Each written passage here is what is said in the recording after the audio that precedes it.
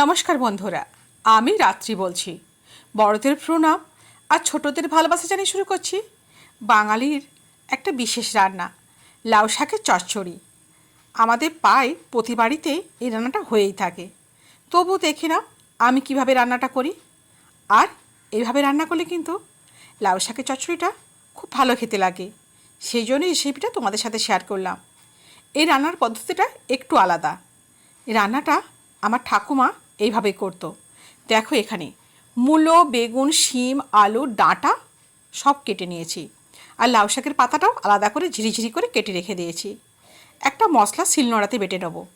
জিরে, কাঁচা লঙ্কা আর আদা। প্রথমে জিরে আর কাঁচা লঙ্কাটা বেটে নিচ্ছি, শেষে আদাটাও বেটে নেব। এই শিলে বাটায় লাউ শাকের চচ্চড়ির মশলা দিলে দারুণ খেতে হয়। দেখো, সমস্ত মশলা বাটা হয়ে গেছে, আদা, জিরে আর লঙ্কা।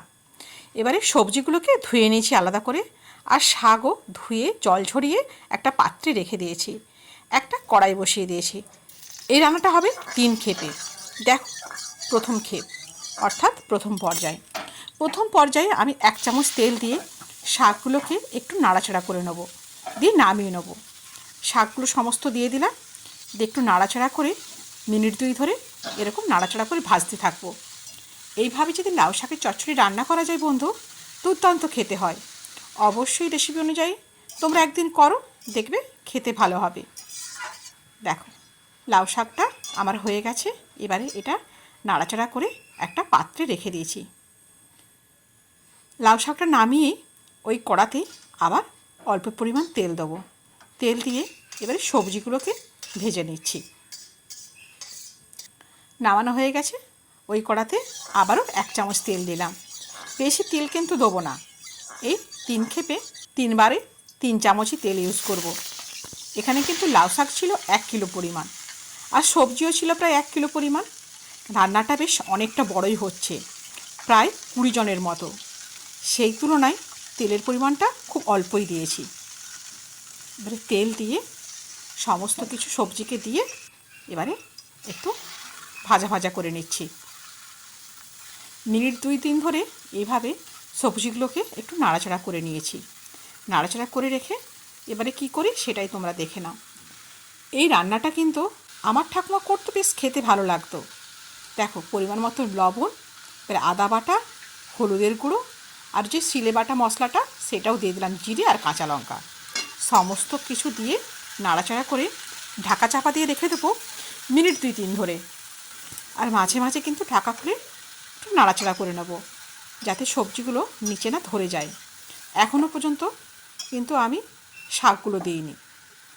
এরপরে শাকগুলো দেবো এই মশলাটা যখন খুব ভালোভাবে ভাজা ভাজা হয়ে যাবে। দেখো, মিনিট 2-3 বাদে ঢাকা খুললাম। ঢাকা খুলে দেখছি, দেখো সবজিগুলো কিন্তু অনেকটাই নরম হয়ে গেছে। এই পর্যায়ে কিন্তু আমি ওই ভেজে রাখা শাকটা দিয়ে দিচ্ছি। শাক দেওয়া হয়ে গেছে। এবারে আবারও সমস্ত কিছুর সঙ্গে শাকটাকে মিশিয়ে নেব। বন্ধুরা, আজকের রেসিপিটা হয়তো তোমাদের ভালো লাগবে, আর তোমরা এই রান্নাটা বাড়িতে অনেকবার করেওছো আর খেয়েওছো।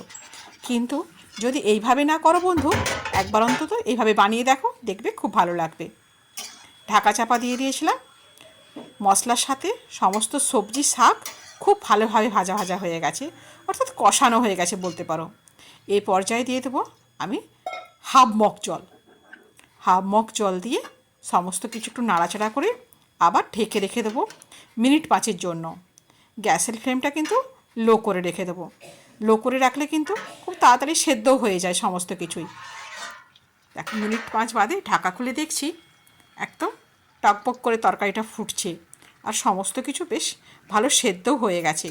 আমি একটু নাড়াচাড়া করে আবারও একটু চাপা দিয়ে গ্যাসের ফ্লেমটা একটু কমিয়ে রেখে দিয়েছি।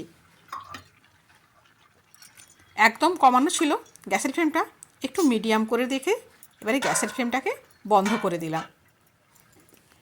এবারে তৃতীয় পর্যায়ে এবারে তেল দিয়ে দিলাম আরও 1 হাতা। তেল দিয়ে এবারে ফোড়নটা দিয়ে দিচ্ছি। শুকনো লঙ্কা, 5 ফোড়ন আর তেজপাতা। সমস্ত ফোড়নটাকে খুব ভালোভাবে ভেজে এবারে দিয়ে দেবো ওই যে লাউ শাকটা যেটা রান্না করে রেখেছি, ওই সমস্ত লাউ শাকের তরকারিটাকে। তরকারিটা দেওয়ার পরে এবারে খুব ভালোভাবে ভাজা ভাজা করে নেব, তবেই তো চচ্চড়ি হবে। পরিমাণ মতো চিনি দিয়ে দিলাম। চিনি দিলে কিন্তু স্বাদের ব্যালেন্সটা খুব ভালো আসে, আর শাক এমনিতেও অল্প পরিমাণ চিনি দিয়েই খেতে হয়। দেখো কত সহজে কত সুস্বাদু একটা লাউ শাকের চচ্চড়ি রান্না হয়ে গেল, সামান্য কিছু ঘরোয়া উপকরণ দিয়েই। বন্ধুরা, আশা করছি আজকের রেসিপিটা তোমাদের ভালো লাগবে। যদি ভালো লাগে অবশ্যই আমাকে কমেন্ট করো, আর আমার রেসিপিগুলো তোমরা বন্ধুদের মধ্যে শেয়ার করে দাও। আজ তাহলে এই পর্যন্তই। দেখা হবে আবার নতুন কোনো রেসিপির সাথে তোমাদের সঙ্গে করে নিয়ে। সবাই ভালো থেকো। ধন্যবাদ।